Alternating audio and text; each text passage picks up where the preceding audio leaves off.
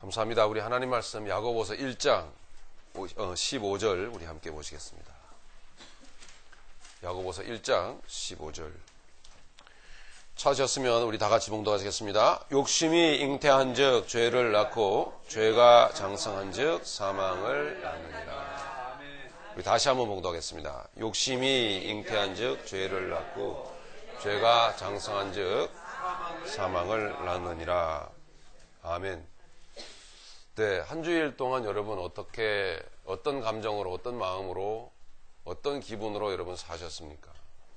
기분 좋으셨습니까? 내내 기쁘셨습니까? 네, 감사가 넘쳤습니까? 네, 사랑이 넘치셨나요? 여러분의 삶 가운데 하나님이 주시는 소망 되신 그 하나님께서 정말 소망이 되시고 소망을 보여주시던가요? 길을 찾지 못할 때가 많죠. 그럴 때마다 내가 곧 길이요 진리요 생명이니 말씀하신 주님께서 정말 살아가야 될 삶의 방향과 길을 주님이 보여주시던가요? 이런 분도 계신 것 같아요. 에휴, 사는 게 똑같지요. 무슨 별다른 길이 있으려고.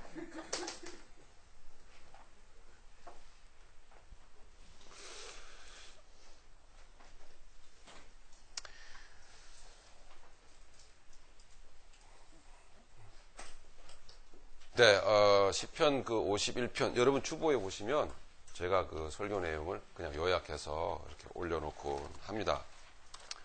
참고적으로 이렇게 보시면 되겠고요. 시편 51편 5절에 보면은 다윗의 그 고백이 기록되어져 있죠. 네, 다윗이 그렇게 고백합니다. 내가 죄악 중에 출생하였으며. 아기가 태어나면 얼마나 예쁩니까? 사랑스럽죠. 근데 죄악 중에 출생하였으며. 뭘 도대체, 무엇을 경험하였기에, 어떤 아픔이 있기에 이런 참담한 고백을 하게 되는 건가? 내 어머니의 모태에서, 어머니가 죄 중에서 나를 잉태하였나이다. 자기가 범죄한 것도 범죄지만은 다윗은 그 고백 가운데 나를 낳은 내 엄마도 죄덩어리입니다. 이렇게 얘기하는 거예요. 내 어머니가 죄 가운데서 나를 낳았습니다. 자기의 어머니까지 범죄한 것으로 그렇게 규정을 하고 고백을 합니다. 다윗이 왜 이런 가슴 아픈 고백을 하게 된 것일까요? 다윗이 전쟁에 앞서 나아가서 전쟁을 진두지휘를 하고 맨 앞장아리에 나아가서 전쟁을 쳐야 됨에도 불구하고 다윗은 너무 오랫동안 그 일을 해왔는지는 나와서 지쳤는지는 모르겠지만은 이제 그 일을 쉬었습니다. 이제 전쟁은 장수들에게 맡기고 또 너무 피곤하다 쉬자. 왕궁에서 게으른 낮잠을 자고서는 어스름한 저녁에 일어났습니다. 그때 보니까 목욕하는 여인이 눈에 띈 거죠. 그래서 그 여인을 불러오게 만들었습니다. 물어봤겠죠. 예, 우리아의 아내였습니다. 자기의 충직한 부하 우리아의 아내였던 것이죠. 알면서도 그 여자를 취했습니다. 강간을 했던 거죠. 하나님이 이것을 보고 계셨습니다. 나단 선지자를 보내셔서 그 죄를 드러내십니다. 다윗은 거짓말을 합니다. 그리고서는 그 거짓말을 덮기 위해서 온갖 재간을 부려봤지만은 그 재간이 통하지가 않았습니다. 전장에 있던 우리아를 불러내가지고 좀 쉬게 해서 자기가 범한 그 여자와 같이 자게 해서 그 죄를 덮어보려고 했지만은 그러나 여의치 않았습니다. 결국 다윗은 거짓말뿐만 아니라 자기의 충직한 부하를 함께 고생을 하면서 자기의 나라를, 자기가 다스리고 있는 그 나라를 함께 고생하면서 일궈냈던 그런 1등 공신을 죽여버리고 맙니다. 그런 엄청난 죄를 다윗은 지었던 거죠. 거짓말, 살인, 간음, 위선. 하나님으로부터 그 죄가 드러났던 것이죠.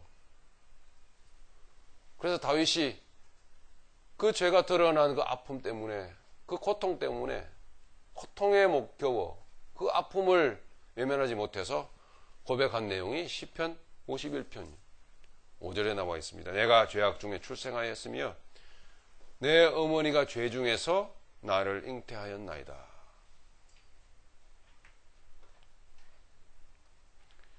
성공적인 신앙의 삶을 살아온 다윗 자체는 아직도 죄덩어리라는 것을 보여주고 있는 것이죠. 그렇게 신실했던, 하나님만을 바라보고 그 믿음 하나만을 붙들고 믿음 안에서 모든 사람들이 전쟁의 두려움 속에서 부들부들 떨고 있을 때에 물맷돌 단 하나로 적장 골리앗을 눕혀버렸던 그 믿음의 사람들이, 그 믿음의 사람이 하나님이 다윗에게 시련을 주고 고통을 주고 아픔을 주면서 다윗을 단련해내는 과정 속에서도 다윗은 하나님이 나를 다루어내신다, 하나님이 나를 빚어내시는 과정이다라고 믿었으며, 도망자의 신세 속에서도 끊임없이 하나님만을 바라보았던, 하나님의 뜻만을 바라보았던 다윗이 이게 웬일입니까? 그런 죄를 지을 수가 있는 것입니까? 흉악하고도 부끄럽고도 끔찍한 죄를, 얼굴을 들고 다닐 수도 없는 그런 죄를 짓고 말았던 것이죠. 자, 그 다윗의 그 인생을 우리는 다 압니다. 무엇을 말해줍니까?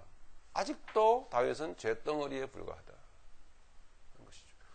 자, 이 죄에 대하여 다시 한번 생각을 해 보시는 이 시간 되기를 간절히 바랍니다. 네. 우리가 읽었던 이 간단한 한 절의 본문입니다만은 15절, 욕심이 잉태한 즉 죄를 낳고 이랬습니다. 욕심이 잉태한 즉 죄를 낳고. 욕심, 탐욕입니다. 네. 이 욕심 안에 이미 죄가 들어있다라는 거죠. 욕심 안에 죄가 들어있다.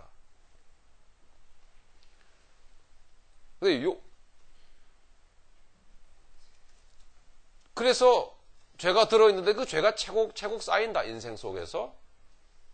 그러므로 결국 사망으로 가는 것이다. 그럼 도대체 욕심은 뭐냐라고 하는 거죠. 욕심은 뭐냐? 우리가 다윗을 잠시 생각했듯이 그토록 신실했던 믿음의 사람이 믿음의 그 아름다운 결실을 누리면서 믿음 안에서, 하나님 안에서 그 영생을 누리면서 행복해야 될 다윗인데, 그런 어떤 영적인 시기에, 영적 연륜의 시기에 다윗은 그냥 정말 웃지 못할 죄를 지어버리고 말았던 거죠. 그렇게 신실했던 믿음의 사람들, 그렇게 신실했던 하나님의 마음에 쏙 들었던 사람이 그런 끔찍한 죄를, 그런 부끄러운 죄를 짓고 말았다는 거죠. 자, 죄에 대해서 다시 한번 생각을 해 보십시다. 도대체 욕심이 잉태한 즉 죄를 낳고 그랬는데 도대체 죄는 뭐냐라고 하는 거죠. 죄는 하나님이 행하시지 않는 인생 그 자체입니다. 하나님이 그 인생 속에 들어가서 일하시지 않는, 하나님이 제외된 그 인생 자체가 죄덩어리입니다.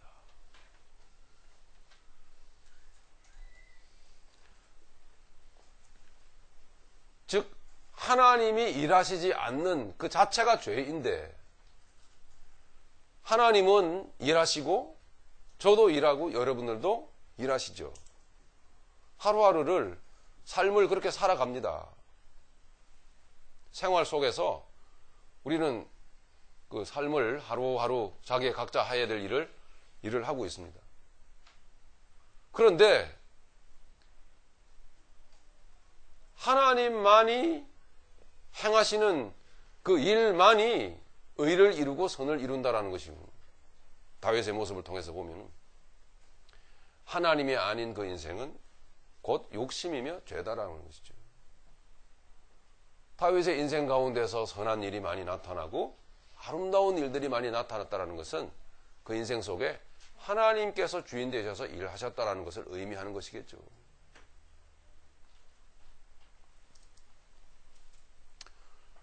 결과를 통해서 다시 한번 거슬러 올라가 보면은 사망의 쓴맛을 볼 때가 많습니다. 인생을 살아가도 도대체 무슨 재미로 사는지 알 수 없을 때가 많습니다. 주님은 나의 삶의 앞장서셔서 오늘도 길 되시는데, 빛 되시는데, 말씀드렸던 대로 길이 뭐 따로 있어. 맨날 살기도 힘든데 그저 아무런 소망도 없이, 비전도 없이, 생기도 없이 하루하루 그냥 살아갑니다. 버텨내기도 힘든 삶이라. 우리의 삶들을 이렇게 저렇게 돌아보면 그렇게 사망적일 수가 없고, 그렇게 무소망적일 수가 없고,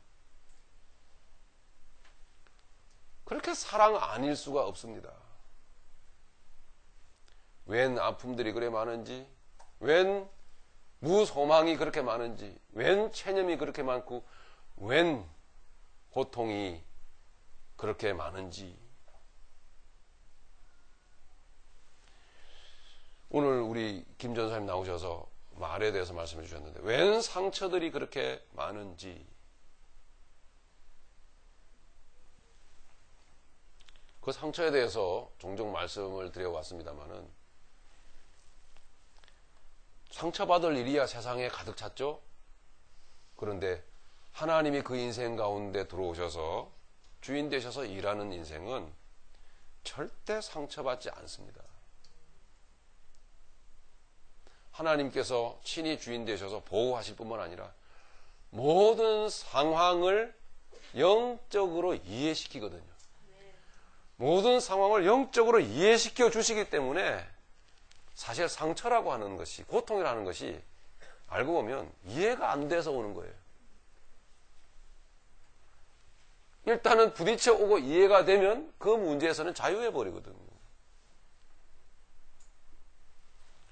많이 맞고 자랐습니다만은 저는 저희 어머니께로부터 가끔은 어떨 때는 맞으면서도 내가 왜 맞는지 그 이유를 모를 때가 있었어요.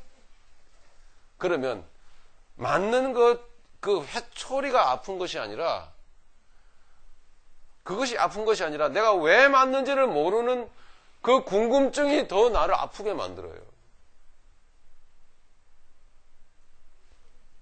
참 어릴 때부터 제가 철학적이었나 봐요. 맞고 나서도 도무지 물어보기는 그렇고, 그게 맞고 나 돌아서서도 늘 마음의 고통인 거예요. 그래서 내가 왜 맞는 거야? 어쩌라고? 뭘 잘못했길래?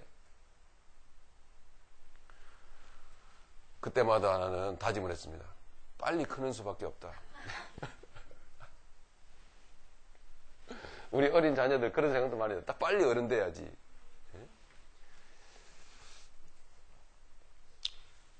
하나님이 일하시지 않는 그 모든, 그 외의 모든 우리의 삶이 다 욕심입니다. 죄입니다. 여러분, 죄. 네. 그래서 그 죄의 결과는 사망이라는 거죠. 사망의 쓴맛을 볼 때에, 상처를 받았다라고 눈물을 흘릴 때에, 하나님은 상처받도록 놔두시지 않습니다. 절대 상처가 상처되지 않도록 하나님 우리를 때리시기도 하시지만은 내가 너를 왜 때리는지 알지? 가르쳐 주십니다. 영이신 그분은 영 안에서 우리를 깨우치십니다. 말씀을 통해서 우리를 가르쳐 주십니다. 네가 왜 야단 맞는지 알겠지? 그래서 하나님이 그렇게 가르치시기 때문에 하나님은 육신의 감정으로, 상한 감정으로 우리를 윽박질르시면서 가르치지 않거든요. 그 인자한 하나님의 그 손길로, 음성으로 왜 맞는지를 가르치기 때문에 상처가 되지 않아요. 그랬군요. 그래서 절대로 아파하지 않아요. 고통스러워하지는 않습니다. 이 육신의 생채기가 나고 상처가 나서 피가 흐를지언정 우리는 현실의 삶 가운데서 육신의 상처가 나서 흘리는 그 피를 우리는 많이 보고 경험들 합니다. 아, 내가 아프구나. 내가 어려움을 당하고 있구나. 하지만 하나님은 내 안에서 이미 가르치시고 이유를 알려주시는 그 까닭에 전혀 몸은 아픔을 느끼지만 그러나 내 정신과 마음은 전혀 하나님의 그 은혜 가운데서 보호를 받고 위로를 받고 하나님이 이해를 시키시기 때문에 전혀 내 안에서는 안온한 하나님의 은혜를 누리며 그 상황을 감사로 기쁨으로 감당해낸다는 것이죠. 자, 돌이켜보시면 우리의 인생 자체가 즉 하나님은 하나님이시고 우리는 우리입니다. 실은 우리가 구원받았다고 손치더라도 우리가 하나님은 아니지 않습니까? 그러므로 이런 구원받았지만 이런 우리의 존재 안에서 하나님을 빼버리고 나면 우리는 여전히 죄인이라는 소리를, 죄인이라고 하는 그 결론을, 판단을 받을 수밖에 없는, 그런 결론에 도달할 수밖에 없는 존재라고 하는 사실이죠. 다윗을 통해서 그와 같은 우리의 실존을, 그와 같은 우리의 현실을 보여주는 것이죠. 하나님의 행하심만이 곧 선이다라는 것을 말해주고 있는 거예요. 즉 인생의 목적을 모르는 결과를 낳는 것. 하나님은 그러므로 우리 인생 속에 들어오셔서 목적이 있는 삶을 살게끔 만드십니다. 우리의 사망의 삶 가운데 많은 부분 뭐가 차지하고 있느냐 하면 방향성, 목적성을 못 찾고 있는 거예요. 여러분, 현실을 한번 돌아보십시오. 매일 하는 일이 똑같지 않습니까? 그죠? 우리가 하는 일이라고 하는 것은 하루 단위로, 일주일 단위로, 한 달 단위로 돌아보면 똑같아요.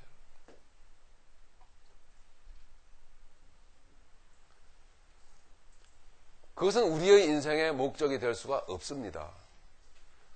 우리 사람이라고 하는 존재는, 인생이라는 존재는 매우 특별한 존재로 지음을 받았거든요. 이미 갈라디아서를 통해서, 2장을 통해서 우리는 이미 우리의 존재가 도대체 어떤 존재인지를 들었습니다. 하나님께서는 하나님의 계획 가운데서 이미 세상 만들기 기도 전에 우리를 알고 계셨어요. 하나님께서는 하나님의 때에 우리를, 이 세상을 만드시고 우리를 아담의 속성 안에서 세상에 보내신 거예요.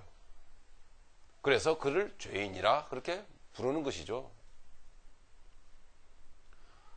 우리는 그 죄인된 그 입장에서 세상을 살다가 하나님의 은혜를 입어 크리스천이 된 거예요. 믿음의 사람이 된 거란 말이죠. 이제 믿음의 사람이 된 그 이후로부터는 이제 하나님의 그 구원하시는 그 구원의 역사 안에서의 목적성이 생겨버린 거예요.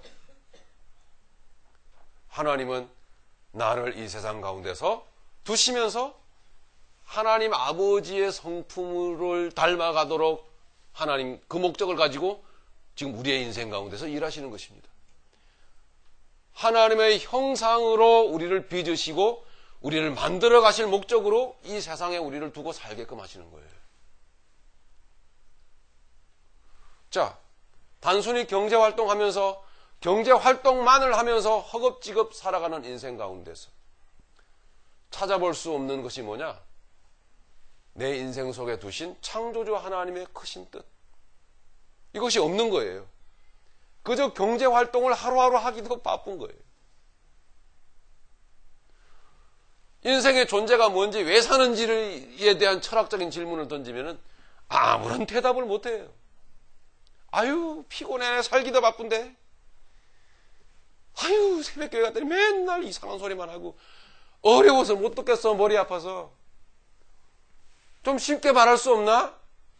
교회 열심히 나오고 열심히 충성봉사하고 헌금 잘 바치고 주의 종 말 잘 들으면은 문제 해결해 주시고 세상에서 복 받게 해 주시고 그렇게 살다가 그렇게 편안하게 살다가 그렇게 행복하게 살다가 마지막에는 천국 데려가 주시고 이렇게 간단하게 얘기하면 너무나 좋을 텐데 왜 이렇게 어려운 이야기들을 해야 되나? 조금 전에 말씀드렸던 신앙생활이라고 생각하고 있는 그 생활은 목적이 아니에요. 철저히 하나님의 목적을 잃어버린 채 자기의 욕망을 위하여, 자기의 탐욕을 위하여, 자기의 욕심이 잉태한 적 죄를 낳고, 야고보서 1장 15절. 자기의 욕심을 위하여 하나님을 이용하고 있는 것입니다. 여러분, 혹시 이 가운데도 아직도 그렇게 살고 계신 분 계십니까? 인간 실존의 질문을 던지면 한마디 대답도 할 수 없는,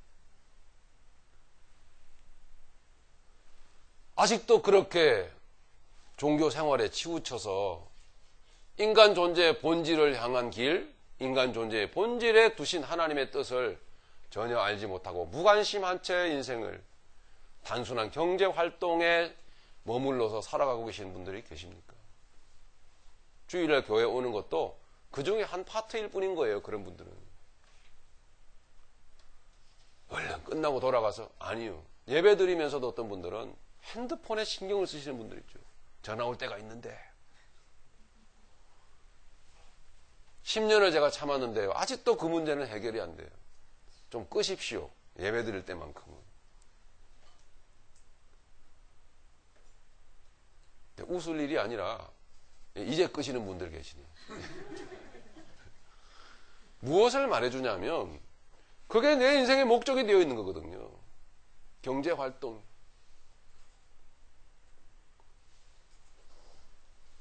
그게 자꾸 쌓여오는 우리 인생 가운데 결론은요.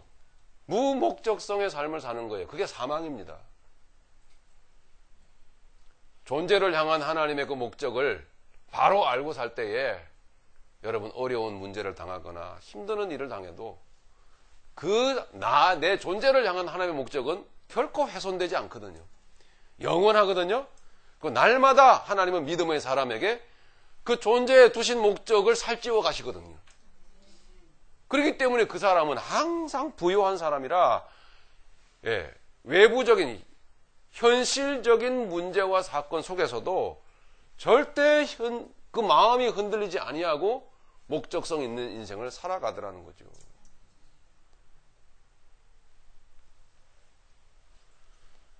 우리는 우리는 탐욕을 간혹 열심이라고 오해할 때가 많습니다. 하나님의 뜻이 없는 그 인생은 탐욕입니다. 그래서 목적이 없는, 재미없는, 기쁨이 없는 인생을 사는 것이죠. 그것이 바로 뭐냐? 사망이라고 하는 것입니다. 자, 하나님은 이렇게 일하셨습니다. 보십시오. 창세기 1장 보시면 태초에 하나님이 천지를 창조하시니라. 그 다음에 어둠이 나오죠. 죄가 나옵니다. 땅이 혼돈하고 공허함이 흑암이 깊음 위에 있고, 이게 길을 잃어버린 무목적성의 인생입니다. 경제 활동만 하는 인생입니다. 여러분, 우리 인정합시다. 재미있습니까? 수십 년 동안을 그런 패턴으로 계속 살아왔지 않습니까? 간단합니다. 삶이라고 하는 게. 그죠? 우리의 목적이라고 하는 게 간단한 거예요. 수십 년을 아침부터 시작해서 저녁에 집에 아니면 밤늦게 집에 돌아올 때까지의 상황은 지구상에 71억이나 되는 모든 인생들의 상황이 똑같아. 아주 획일적이야. 똑같아.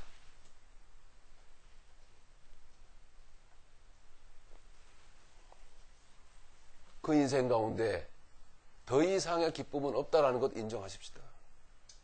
더 이상의 희망은 하나님이 성경 말씀 속에서 들려주고 계시는 더 이상의 기쁨은, 희망은, 소망은, 은혜는, 비전은 없다라는 것을 우리는 인정합시다. 이제 매일 생활이 그렇고 그런 것이지 뭐. 그래도 밥 먹고 살아야 되니까 어때요? 해야죠.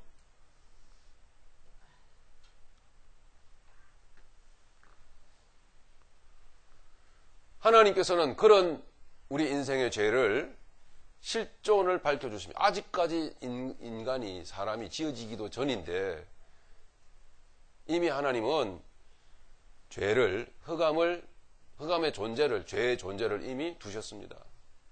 그리고 나서 하나님께서는 구원하십니다. 어떻게 해요? 빛이 있으라. 그것은 영생의 빛을 말하는 것이죠. 네, 생명의 빛을 말하는 것입니다. 이제 여러분, 빛의 기능 중에 다양한 기능이 있습니다만은 빛의 기능 중에 중요한 기능 한 가지는 뭐냐? 길을 보여주는 거예요. 빛이 있으라 이렇게 말씀하셨을 때 그 빛 속에는 이제는 알았다. 인생의 비밀을. 이제는 알았다. 내가 누구인지를. 인생은 이제는 알았습니다. 내가 어떻게 살아가야 되는지를. 여러분, 어둠이 뭔지 아십니까? 어둠은 내가 무엇을 할 건가 라고 하는 것에 대하여 고민하고 애쓰는 것이 어둠입니다. 여러분들 중에 우리 젊은이들이 종종 그런 얘기를 하죠. 힘들어요. 어떻게 살아야 될지. 그 얘기는 뭐냐? 뭘 해서 먹고 살아야 될지, 내가 어떤 일을 해야 될지 모르겠습니다. 힘들어요. 막막해요. 이런 이야기거든요. 그게 바로 죄라고 하는 것입니다. 71억의 모든 인구들이요, 다 그런 문제 앞에서 몸살을 앓거나 아니면은 그런 문제 앞에서 실제로 일을 하고 세상을 살아가고 있습니다만은, 그러나 마음에 여전히 드리워져 있는 혼돈과 공허를 떨쳐버리지 못하고 있는 거예요. 세상살이라는 게 그래요. 그건 사망인 거예요. 하나님은 그 인생에 빛을 비춰주셔서 길을 보여주신 거예요. 뭘 할 것인가가 아닌 거예요, 이제는. 뭘 해도 괜찮아요, 여러분. 뭘 해도. 여러분 할 일이 없으세요? 교회 오셔서 바닥 닦으세요. 걸레로. 예? 제가 일당 드릴게요. 정말입니다. 그 정도 돈은 제가 있어요. 예. 한 시간에 얼마씩 줍니까, 요즘? 8불? 이거 한 시간 만에 다 닦을 수 있죠? 예. 8불 정도야. 아니요. 플러스 텍스 2불까지 10불 제가 드릴게요.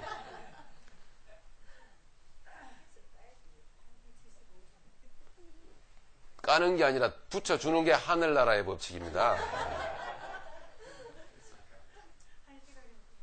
무엇을 해도 괜찮습니다, 여러분. 예? 세상법적으로 죄를 짓는 일만 아니라면. 그것 때문에 방황을 하신다면 곧 흑암 가운데 있는 거예요. 무엇을 해야 될 거가 아니라 어떻게 해요? 어떻게 살 것인가? 어떻게 살 것인가라고 하는 것에 대해서 하나님 이미 우리에게 주셨단 말입니다. 빛을 비춰주신 거예요.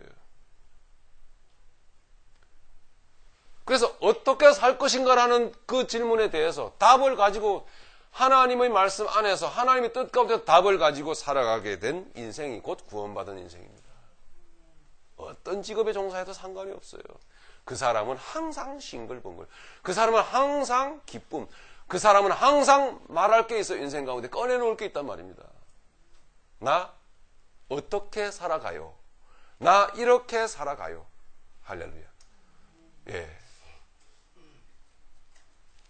하나님은 자 보십시오.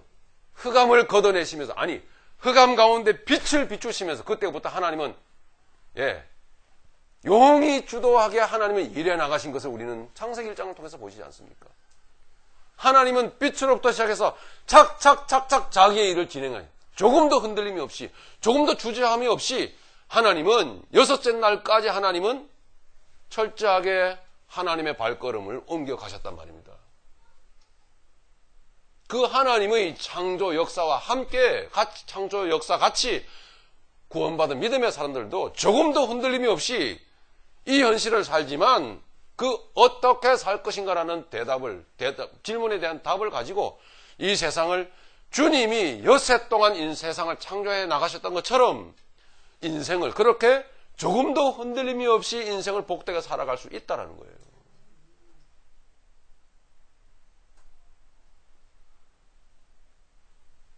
이런 결론을 내리면서 오늘 야고보서 1장 15절에 말씀하고 있는 것은 모든 인생들이 아직도 죄 가운데 살고 있다라는 거예요. 무슨 모세 율법 하나 어긴 것, 이것이 결코 죄가 아님입니다. 하나님께서 그렇게 구원하시고 하나님의 구원 역사를 출발점 삼아서 놀라운 창조적인 역사를 보여주셨던 것처럼 그와 그에 발맞춰서 인생을 하나님 뜻 가운데서 살아가지 않는 인생은 그것이 다 죄다라고 하는 것이죠. 즉 무엇입니까? 욕심이라는 거죠. 욕심. 욕심이 가득 차서 자녀를 키우는 것도 욕심, 내 욕심이요. 예. 가정생활 하는 것도 욕심, 가정에서 내 가정 꾸미면서 살아가는 것도 욕심, 사회생활 하는 것도 다 탐욕일 뿐인 것이죠. 그 속에 너 이렇게 살아라 라고 하는 하나님의 내용이 없는 거예요.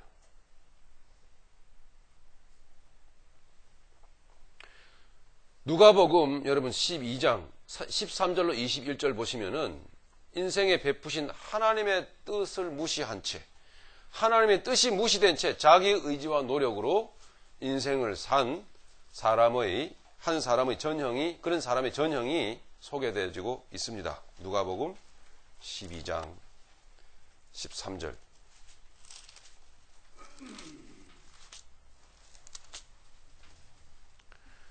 우리 같이 읽어보겠습니다. 무리 중에 한 사람이 이르되 선생님 내 형을 명하여 유산을 나와 나누게 하소서 하니 이르시되 이 사람이 누가 나를 너희의 재판장이나 물건을 나누는 자로 세웠느냐 하시고 그들에게 이르시되 삼가 모든 탐심을 물리치라 사람의 생명이 그 소유의 넉넉한 데 있지 아니하니라 하시고.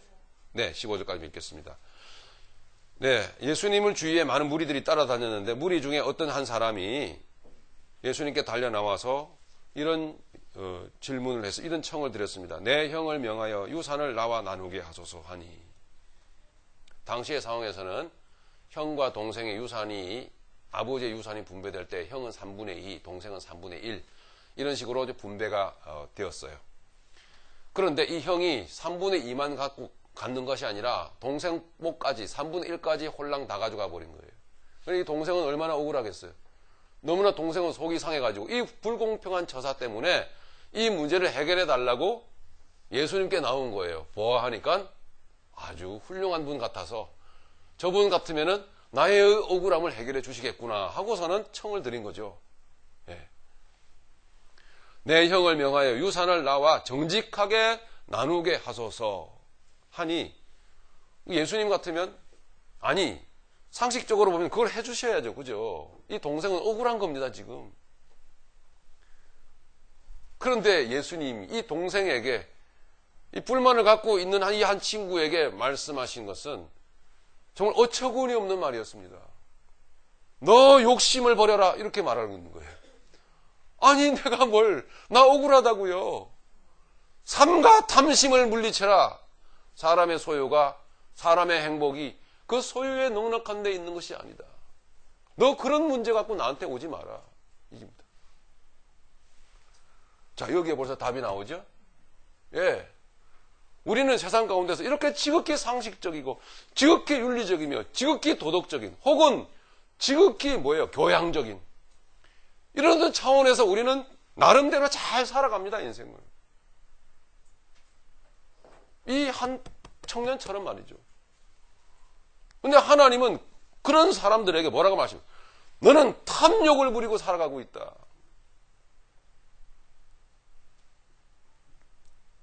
궁금증이 해결돼야 되겠죠.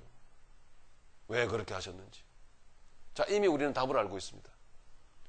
상식적으로, 논리적으로는 이 청년이 억울하고 그 사정이 맞지만 네 속에 너 하나님을 믿는다면서 너 유대인이잖아. 네 속에 두신 하나님의 뜻을 모른다. 즉 무엇을 하고 살 것인가라는 생각은 머릿속에 가득 찼는데 어떻게 살아가야 될 것인가라는 내용은 전혀 없더라는 거죠. 그것이 곧 뭐더라? 탐욕이다.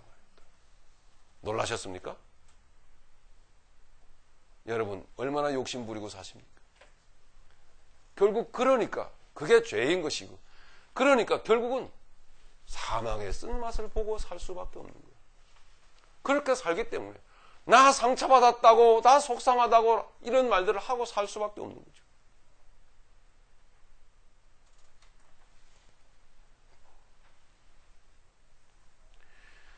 주님께서 한마디로 이런저의 15절 보니까 거절하십니다. 재판장 노릇 해줄 것을 거절하시고 이르시되 삶과 모든 탐심을 물리치라.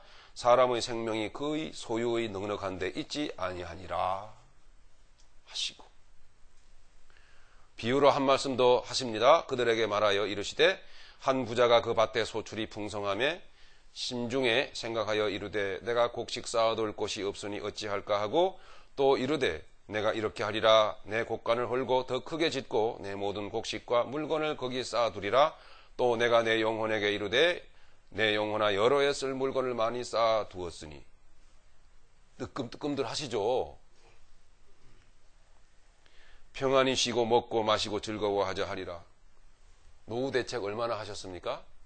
여러분,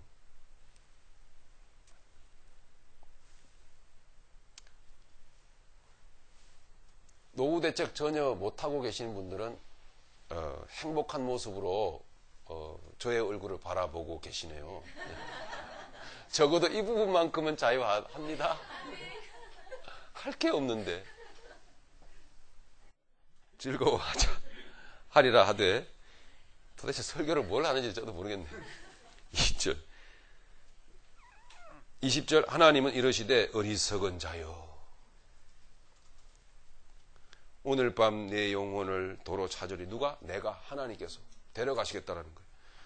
그러면 네 준비한 것이 누구의 것이 되겠느냐 하셨으니, 자기를 위하여 재물을 쌓아두고 하나님께 대하여 부요하지 못한 자가 이와 같으니라. 여러분, 이렇게 산다고 누가 욕을 합니까? 이 한 부자처럼 이런 식으로 산다고 누가 정죄를 합니까? 누가 고발을 해요? 아무도 하지 않습니다. 그 사람은 나름 부지런해서 잘 사는 거야. 똑똑해서 잘 사는 거지. 그렇지만 하나님은 그런 세상에 대하여 삶과 탐심을 물리치라. 그래서 세상은 보세요, 완전히 사망 덩어리잖아요. 그렇죠? 자고 일어나면 눈 떠서 확인하고 또 귀에 들리는 뉴스거리는 항상 사망의 뉴스거리입니다. 하나님이 살라고 하시는 하나님의 삶의 내용이 없는 거죠. 목적성이 없는 거죠. 자, 그러면 결론적으로 하나님의 그 은혜로 구원받은 우리 믿음의 사람의 인생 내용에는 뭐가 담겨야 되는 것일까요? 절반은 말씀을 드렸습니다. 하나님, 이 세상에 나를 보내셔서 하나님의 형상을 빚어내시는 거예요. 자, 죄 속에 던져셨다가 거기에서 일단은 건져내셨어. 그죠? 예수 그리스도의 십자가의 죽으심으로 건져내셨어요. 그런데 더러운 것들이 너무 많이 붙어 있어. 아직도 이 머릿속에 너무 많이 들어와 있어요.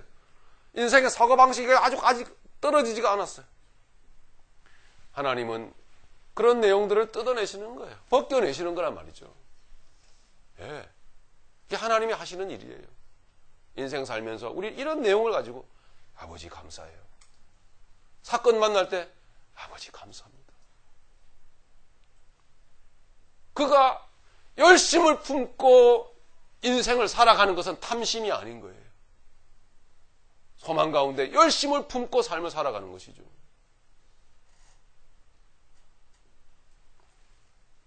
더 나아가 하나님은 그 사람의 인생을 통해서 하나님 살아내 계심을 이 불신의 죄악 세상 가운데서 드러내기를 원하십니다. 예. 저런 지경에서 살아가는데도 불구하고 세상이 알지 못하는 그 비밀한 소망의 기쁨을 품고 살아가는 그 삶을 통해서 뭐가 그렇게 좋은 거야? 뭐야? 내용이 뭐야? 이렇게 궁금증을 자아내게 하시더란 말이에요. 하나님의 영광을 드러내는 거예요. 그렇게. 그게 뭐예요? 복음 전하는 삶. 예수님 증거하는 삶을 사는 것. 이것이 세상 가운데 두신 하나님의 목적이. 이것이 바로 하나님이 우리를 세상 가운데 두신 목적이라고 하는 것이죠. 이것이 바로 뭡니까? 어떻게 라고 하는 거예요. 어떻게, 어떤 내용으로 인생을 살아갈 건가? 단언코 여러분에게 말씀을 드리는데 그 사람은 방황 없습니다. 혼돈과 공허 없어요. 그 사람에게는 하나님의 은혜가 임해서 그 다음에 무엇을 할까요? 라는 부분에 대해서 기도하게 하시겠죠? 기도시키시겠죠? 하나님께서 길을 인도해 가시면서 여러 가지 하나님 방법으로 손길로 이거군요 해야 될 일을 가르치시고 그 일을 열심히 하게 될 겁니다. 네, 무슨 일을 할 것인가라는 것은 목적이 아니에요. 무슨 일이든 여러분 하실 수 있는 거예요. 즉 그러므로 이런 내용을 품고 살아가는 인생은 전에도 말씀을 드렸죠. 그 모든 사람들이 평신도가 아니라 성직자라고 하는 것입니다. 거룩한 삶을 살아가는 자. 그 사람은 곧 성직자라고 하는 것입니다. 지난 한 주간도 나는 성직자의 삶을 살았구나. 내가 성직자구나. 느껴지시는 분 한번 손 들어보십시오. 한번 들어보세요. 거짓말이라도 좀 해보세요. 좀. 감사합니다. 마지막으로 누가복음 22장 14절 15절 한번 보십시다.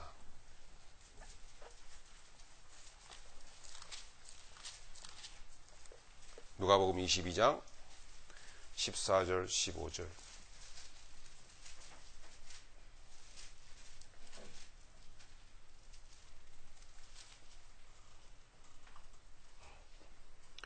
예수님은 인생의 해답을 찾지 못하는 모든 인생들에게 정확한 답을 이 말씀을 통해서 던져주고 계십니다. 자, 같이 읽어볼까요? 때가 이르매 예수께서 사도들과 함께 앉으사 이르시되 내가 고난을 받기 전에 너희와 함께 이 유월절 먹기를 원하고 원하였노라. 아멘. 네, 예수님께서 원하고 원했던 게 뭡니까? 십자가 달리시기와 죽으시기 전에 너희와 함께 이 유월절 먹기를 원하고 원하였노라. 이 유월절 먹기를 원하고 원하였노라. 이게 뭐예요? 빛된 삶이잖아요. 그죠? 많은 영혼들에게 빛된 삶을 보여주시고자, 소망을 주시고자 하셨던 것이 하나님의 뜻이고 예수님의 유일한 열망이었단 말입니다. 유월절 먹기를 원하고 원하였노라. 예, 원하고 원하였노라. 유월절 먹기를, 이건 뭐예요?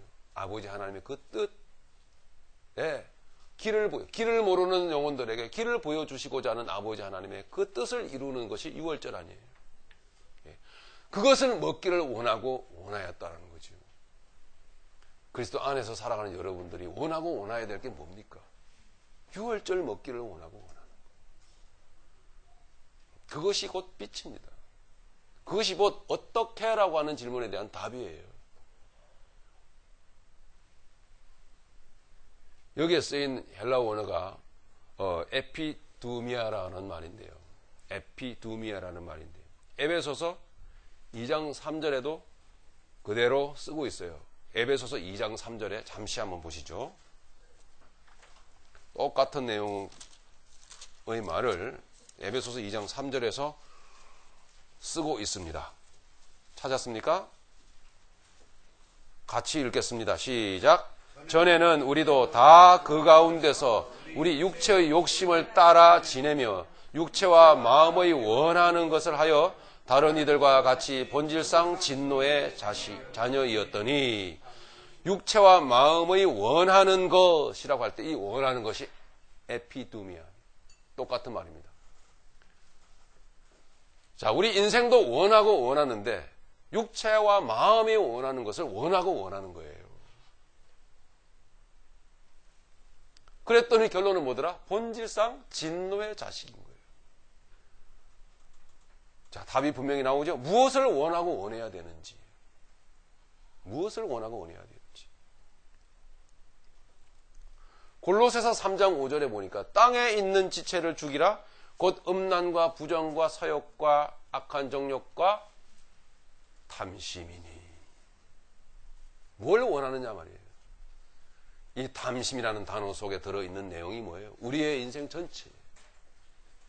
하나님이 우리 인생 속에 담아놓으신 내용은 생각조차도 하지 않는 거예요. 그리고서는 뭐예요? So 뭐예요? What? 무슨 일을 할 건가? 뭘 해서 먹고 살 건가? 그 생각만을 계속 하는 거예요. 결국 보십시오. 그것은 곧 무슨 결론에 도달합니까? 내가 무엇을 해서 생존해야 되겠냐? 이 말이거든요.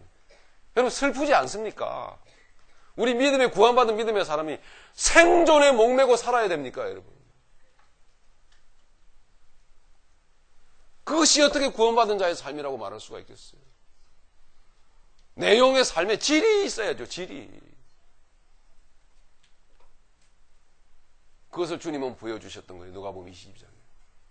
내가 십자가 지기 전에 너희와 함께 이 유월절 먹기를 원하고 원하였노라. 할렐루야.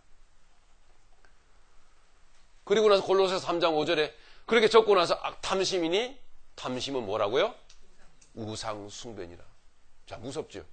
자, 그렇게 우리는 내 생활이 우상 숭배라고 꿈도 꾸지 못하고 살아왔었는데 알고 보니까 여기 오시는 그 전날까지, 그 전 시간까지, 전 분까지, 전 초까지 우리는 뭐예요? 우상 숭배하고 살아온 거예요. 우상 숭배하고 살아왔. 탐심은 우상 숭배니라. 육체와 마음이 원하는 것을 하여 하나님의 뜻은 모른다라는 거죠. 본질상 진노의 자식이었더니. 골로새서 3장 5절 마지막 부분에요. 6절입니까? 뭐라고 나옵니까? 하나님의 진노가 이런 것들을 통해서 이루어지느니라. 이런 것들 때문에 하나님의 진노가 임하느니라 그랬어요. 여러분, 하나님 말씀은 정확해요, 여러분. 저는 개인적으로 많이 안타깝습니다. 어떤 분들을 보면요. 군대 여러분 중에 여러분들을 보면요. 아직도 방법을 못 찾고 아직도 길을 못 찾고 있는 분들이 많아요. 그래서 상담을 요청해 오고 그래서 뭐 전화를 하고 등등 하는데 왜 그렇겠어요? 괴롭거든요. 예? 인생이 막막하거든요. 그 내용이 뭔지를, 왜 그런지를 여러분 아셔야 됩니다. 우상숭배하고 있는 거예요.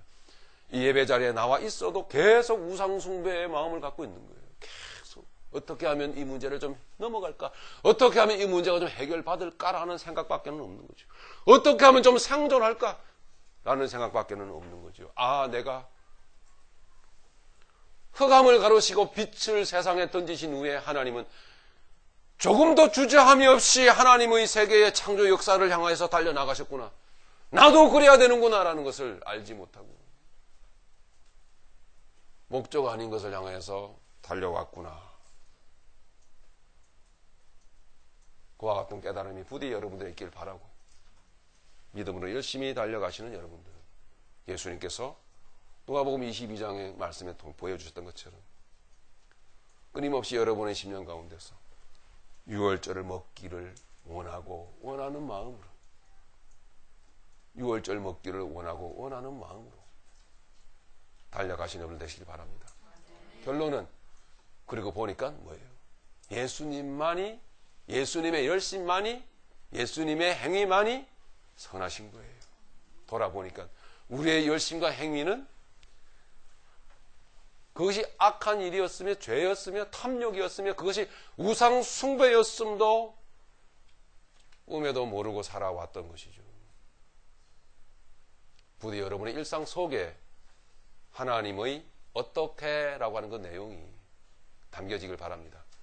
예수님 마지막 보여주셨던 내가 유월절, 내가 십자가에 올라가기 전에 유월절을 상을 너희와 함께 나누기를 원하고 원하였노라. 2번 말씀하셨습니다. 저와 여러분들도 그렇게 주님의 내용을 담고 원하고 원하는 우리의 삶을 살아갈 수 있기를 간절히 바랍니다.